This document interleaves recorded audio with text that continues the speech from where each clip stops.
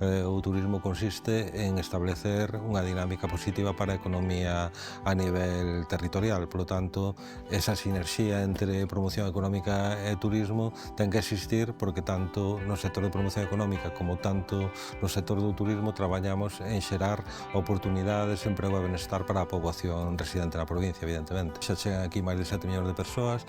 Que toca facer agora? E agora tocan facer moitísimos deberes. Eu creo que un deles é evitar a masificación e a banalización do turismo no territorio. Para iso hai que poñer medidas concretas.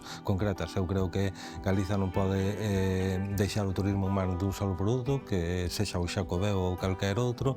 Ten que diversificar. O noso modelo é un modelo comprometido co territorio, comprometido coa totalidade do territorio da provincia, buscando a sustentabilidade entre o turismo e a economía, e consideramos que o turismo pode dar oportunidades, no medio rural, que é onde nós estamos traballando e onde nós queremos poñer tamén a nosa mirada e o noso foco. Aquí a xente sigue vivindo no rural, sigue vivindo do mar, sigue vivindo do agro, sigue vivindo da gandeiría, sigue vivindo da horta, e todo iso é moi atraente para o turista do futuro que busca experiencias reais, auténticas e interaccionar coa poboación local.